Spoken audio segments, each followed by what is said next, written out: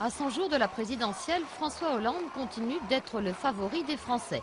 Mais ces derniers temps, le candidat socialiste accuse une baisse dans les sondages, comme si les futurs électeurs attendaient que la campagne pour la présidentielle démarre vraiment. On attend que l'un et l'autre fassent des propositions concrètes, des propositions fortes, et on a un phénomène de lassitude. D'où un sentiment, pour une partie des électeurs socialistes comme pour une partie des électeurs UMP, que ces deux principaux candidats un peu patinent.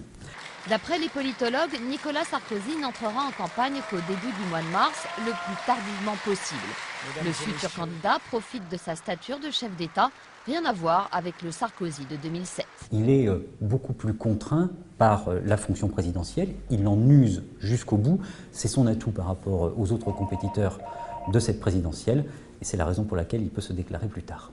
Rarement l'issue d'un scrutin aura été si incertaine. Les Français, démoralisés par la crise et ses conséquences, inquiets face à la baisse de leur pouvoir d'achat, se réservent la possibilité de faire monter un troisième homme ou une troisième femme. Marine Le Pen est créditée de 16 à 20% selon les instituts de sondage, mais François Bayrou tient également la rampe avec 11 à 14% des intentions de vote. Préserver le système ou le changer, tel sera l'enjeu de cette élection.